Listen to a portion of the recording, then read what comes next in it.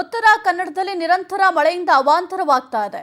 ದೇವಿಮನೆ ಘಟ್ಟದಲ್ಲಿ ಗುಡ್ಡ ಕುಸಿತವಾಗಿದೆ. ಸಂಚಾರ ಸಂಪೂರ್ಣವಾಗಿ ಅಸ್ತವ್ಯಸ್ತವಾಗಿದೆ.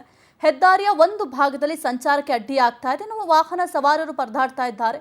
ಗುಡ್ಡ ಕುಸಿತ ಪ್ರದೇಶಕ್ಕೆ ಸಚಿವ ಕೃಷ್ಣ ಬೈರೇಗೌಡ ಅವರು ಕೂಡ ಭೇಟಿಯನ್ನ ಕೊಟ್ಟಿದ್ರು. ಹೆದ್ದಾರಿ ಪ್ರಾಧಿಕಾರದ ಅಧಿಕಾರಿಗಳಿಗೆ ಸಚಿವರು ತರಾಟೆ ತೆಗೆದುಕೊಂಡಿದ್ದಾರೆ.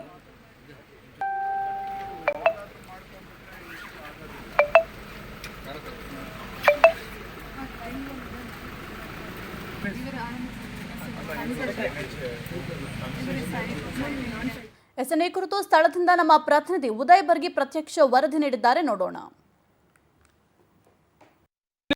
ಸುರಿತಾ ಇರತಕ್ಕಂತ ಧಾರಾಕಾರ ಮಳೆಯಿಂದಾಗಿ ಇದೀಗ ಕುಮಟಾ ಮತ್ತು ಸಿರ್ಸಿ ಹೆದ್ದಾರಿ ಭಾಗದಲ್ಲಿ ಸಾಕಷ್ಟು ಕಡೆ ಗುಡ್ಡ ಕುಸಿತ ಆಗ್ತಾ ಇರುವಂಥದ್ದು. ಇದಕ್ಕೆ ಪ್ರಮುಖವಾಗಿ ಈ ರಸ್ತೆಯನ್ನ ಕಾಮಗಾರಿ ಎತ್ಕೊಂಡಿರ್ತಕ್ಕಂಥ RNS ಕಂಪನಿಯ ಪ್ರಮುಖ ಕಾರಣ ಅನ್ನುವಂಥದ್ದು ಮೇಲ್ನೋಟಕ್ಕೆ ಕಂಡು ಬರ್ತಾ ಇದೆ. ತಾವೀಗ ನೋಡ್ತಾ ಹೋಗ್ಬೋದು ಯಾವ ರೀತಿಯಾಗಿರ್ತಕ್ಕಂಥ ಪರಿಸ್ಥಿತಿ ಇಲ್ಲ ಆಗಿದೆ ಅಂತೇಳಿ.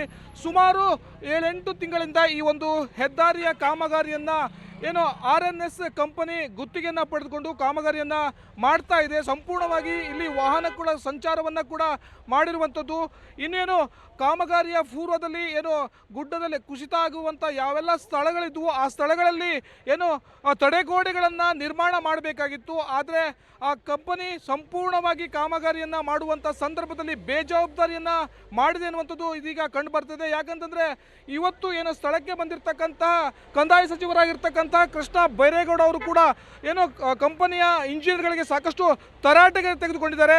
ಅಂದರೆ ಕಾಮಗಾರಿಯನ್ನು ಮಾಡೋದಕ್ಕೆ ಅವರು ಯೋಗ್ಯರೇ ಅಲ್ಲ ಅನ್ನುವಂಥ ರೀತಿಯಲ್ಲಿ ಕೂಡ ಅವರು ಹೇಳಿರುವಂಥದ್ದು. ಇನ್ನು ಜಿಲ್ಲಾ ಉಸ್ತುವಾರಿ ಸಚಿವರಾಗಿರ್ತಕ್ಕಂಥ ಮಂಕಾಳು ವೈದ್ಯ ಅವರು ಈಗ ಏನು ಅರಣ್ಯ ಇಲಾಖೆಯವರಿಗೂ ಕೂಡ ಸೂಚನೆಯನ್ನು ಕೊಟ್ಟಿದ್ದಾರೆ. ತಕ್ಷಣವಾಗಿ ಏನು ಕಂಪನಿಯ ವಿರುದ್ಧ FIR ಕೂಡ ಮಾಡಬೇಕು ಅಂತೇಳಿ ಅವರು ಹೇಳಿರುವಂಥದ್ದು.